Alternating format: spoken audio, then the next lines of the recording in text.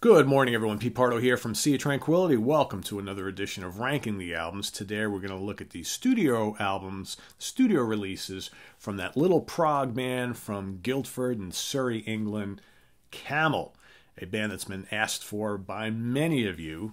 Pete, you got to rank the Camel albums. I love Camel. You got to rank those albums. I can't wait. All right. Well, hopefully you folks have gone into our playlist and checked out the top 10 songs of Camel that I did sometime mid-late last year. All right, got to check that out. Don't think at the time a lot of people looked at that one, so you definitely need to go back and check that out. So you know how it goes here, guys. I'm going to rank them in the order of my preference from my least favorite all the way to my favorite. I will say I don't dislike any of these. But what I will say is I find the more recent output, so the band haven't released a new album since 2002. God, it's almost 20 years. Doesn't seem like that long. And their output has been fairly sporadic since like the mid-'80s. I find that the more recent albums, meaning the last handful, while very good, I don't find them as immediate, as kind of quirky and charming as some of the early stuff. What I do find about them is they probably contain some of Andrew Latimer's best guitar playing. That I do find. And if you're looking for kind of like, searing, emotional, bluesy, Gibson Les Paul lead guitar work, man, the last bunch have contained some great playing. Really, really great playing. So for that reason, they're noteworthy. I just find the music on a lot of the more recent ones just very mellow and melancholy and kind of, overly dreamy. Not bad. I do like it. I just don't reach for them as often. All right. And maybe because I haven't had them as long. Could be. I've got a lot more time spent with the earlier ones. So at the bottom of my list, I'm going to go with Dust and Dreams from 1991. Again, I like it. A lot of songs, though. Kind of mellow. But it's got some great moments. Like I said, some great guitar work. I find I don't listen to that one that often. All right, out of all these. Next up, we're going to go with their last one, A Nod and a Wink from 2002. Again, fine album. I like this one. You got less songs, longer tunes. But again, there's this kind of quality about the last couple of Camel releases. They're just, I don't know. For me, they're not really an easy listen. I have to really be in the mood for them. But again, when I play them, I'm like, man, is he killing it on guitar on there? But just like really, it's just kind of, I don't know. It's just overly moody, I guess. I don't know. I've had a really hard time kind of coming to grips with explaining why I don't enjoy the more recent Camel albums compared to the older ones. That's kind of the best I can do there. I don't know. But like I said, I do like these. I just don't love them like I like the early ones. All right, next up, I'm going to go with Rajas. Rajas from 1999. Good stuff on here. Again, longer songs, not as many of them. It's kind of a different feel to this album, all right, which I kind of appreciate. You got Lost and Found, you got Three Wishes, Final Encore, title track. Good stuff on there. I think out of a lot of the more recent ones, I think I like Harbor of Tears the best from 1996. This is a pretty cool album. I think this is a little, for me anyway, again, it's just me, some of the melodies and things are a little more uplifting, and this, it just has a really nice melodic flair that I kind of dig.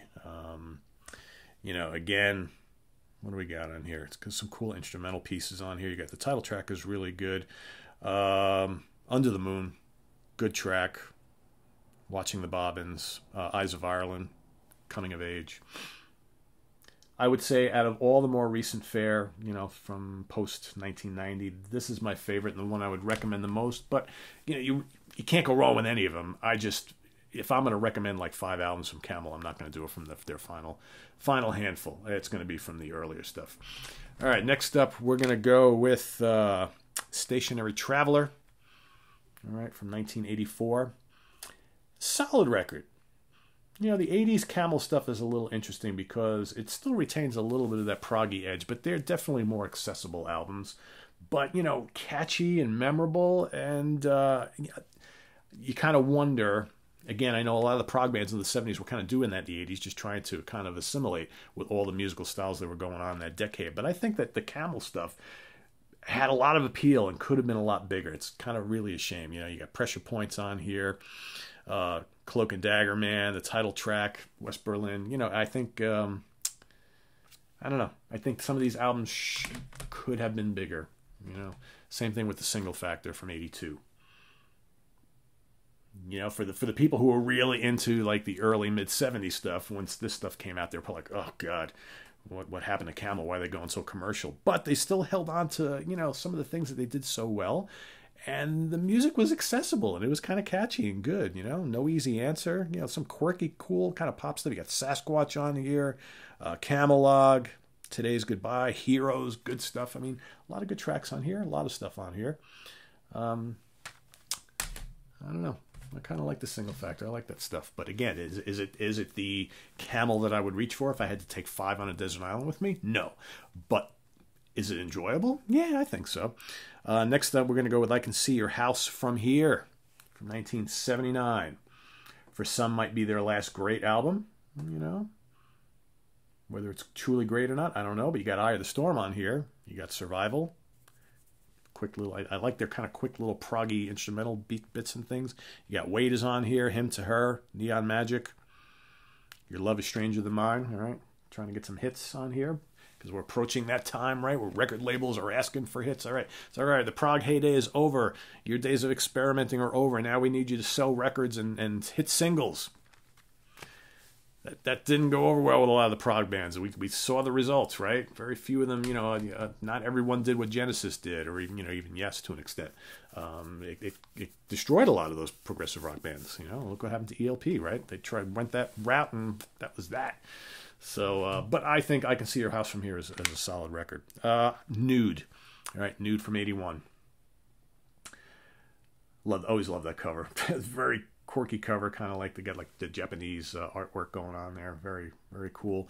Again, another kind of more mellow album, but I think good stuff on here. All right, City Life. You got the title track, Drafted, Beached, Landscapes. Some nice stuff on here. Good musicianship on all these albums. Nice kind of keyboard washes and things like that. Quirky, kind of poppy, but good. All right. Next up, 1976. Going to go with, 1978, Breathless. All right. Title track is great. Echoes, killer. Great guitar and synth work throughout this album. Here you got Andy Latimer on guitar and vocals, along with Peter Bardens on keyboards. The great Peter Bardens, right? Essential to the early sound of the band, I think. You got Andy Ward on drums, Richard Sinclair on bass and vocals, and of course Mel Collins. The veteran Mel Collins on flutes and woodwinds and all that kind of stuff. Saxes and things. Mel Collins, of course, from King Crimson, as well as that band Circus early on. What else? Winged a Prayer is good on here. Starlight Ride, Summer Lightning. Summer Lightning is excellent. Rainbow's End, The Sleeper. Some really cool tracks on here. Depending on when you came on board, the Camel Express, if it was early on, this for some might be the last, truly, truly great album from the band. Although I think I Can See Your House From Here. It's got a lot of good moments too.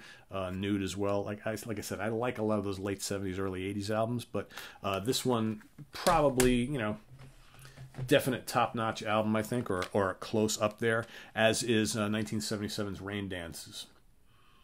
All right. Got Metronome. Highways of the Sun, Uneven Song, The Great Uneven Song, Elke, Skylines, Raindances title track, First Light. Good stuff. Good stuff. Some might rank this a little higher, but we're going to go back to 1971 for the self-titled debut. I think here the band's still trying to kind of find their way. Some fine songs on here. It's got the uncannily good Never Let Go, which I think is one of their most memorable songs and endearing songs from early in the catalog. Show Yourself Down, Mystic Queen, of course, Sick Sail, Separation, Curiosity, all sorts of stuff on here, which, again, this is Andy Ward on drums, Doug Ferguson on bass, Peter Bardens on all sorts of, organs, synths, mellotrons, pianos, blah, blah, blah. Andy Latimer, guitar and vocals, the original lineup of the band, and, some might say the best lineup of the band. Depends on, again, when you came on board with their music, but I dig that album a lot. The top three, are pretty outstanding in my view, and, You can rank them any way here, but for today, I'm going to go with Moon Madness from 1976. You know, man, not a bad song on here. Song within a song, Spirit of the Water, Airborne, Lunar Sea. I mean, you know, the entire album is great, but man, those last two, Lunar Sea, gorgeous stuff. I think one of the things that I like so much about the early Camel stuff is their music could be adventurous and challenging, yet just so freaking beautiful. All right, between Barden's keyboard work and the soaring guitar solos, just great stuff. And they just had that sound. You know, that sound very original band. They didn't sound like Genesis. They didn't sound like Yes. They didn't sound like Gentle Giant. I mean, or ELP. They kind of had their own sound. They did their own thing, and I think that's to be commended. You know. All right, next up, I'm gonna go to.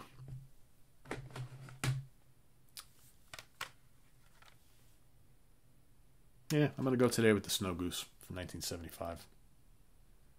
Oh, and by the way, the self-titled Camel is from 73, not 71.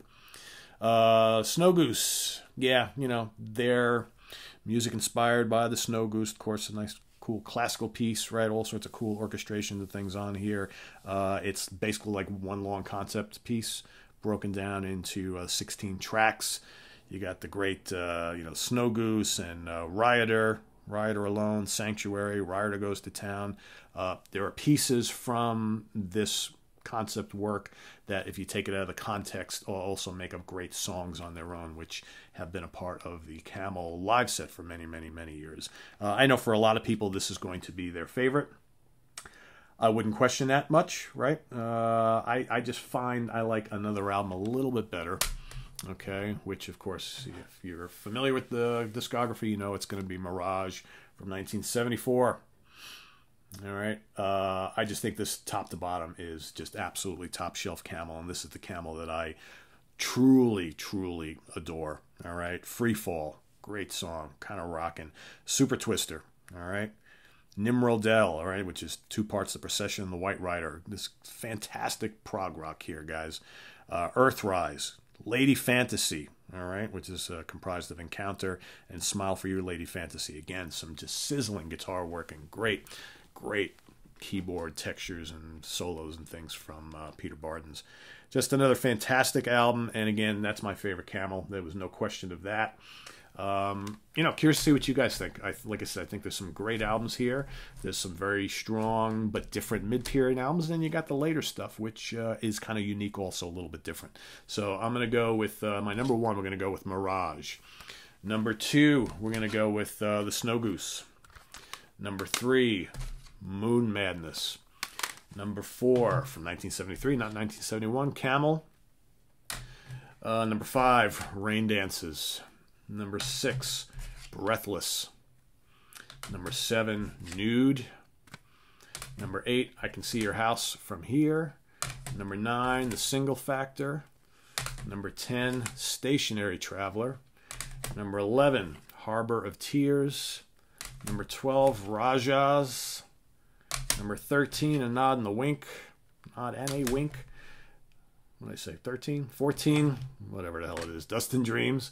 It's amazing how often I do that. I just kind of lose track of the count, but did not lose track of the order. It's the important thing. So anyway, guys, thanks again for joining us here on this ranking of the album of the legendary British prog act, Camel. Curious to see what you guys think, how you rank them. Rank them all, rank your top 5, rank your top 10, rank them as you like them. There's no right or wrong answer here, so curious to see what everybody else thinks of these very fine albums from this very fine band, a very underrated band, and, you know, that's that, all right? Visit us on the web at www.seatranquility.org. We're on Facebook, we're on Twitter, of course, we're on the mighty YouTube all the damn time. What do we got coming up, you might ask? Well, hopefully later today. Sorry, it's a day late, but I'm hoping another British band going to get to Motorhead, ranking the albums of Motorhead either later today or tomorrow morning. Just got a lot of stuff going on, man. I'm telling you, I worked all weekend on this channel. Gotta love it. A lot of cool programming, a lot of guest stars. We got more guest stars coming. So this week, midweek, my good buddy Steve Fleck is joining for ranking the top 10 songs. I can't even get my show straight. Top 10 songs of 38 Special and Toto. I got Jeff Young. It'd be nice if I could speak, right? Jeff Young is coming back on the show. We are going to rank the albums of Fleetwood Mac. Okay, we're going to also hopefully get to ranking the albums this week and next week of Dio and Armored Saint, and man, the list is long, folks. The list is long. And we got new stuff to review. All right, that I want to talk to you guys about as well. And man, so much. A new Gary Moore live from London box set. Got to show you that. Got to unbox that and do a review of that. Very cool little box set. All sorts of cool things in and stuff like that. We got the new Richie Kotzen 50 for 50, which that might be a little while. I haven't even listened to it yet. 50 songs, 3 discs. Woo! Mamma mia. Richie turns 50 and releases like the magnum opus, right?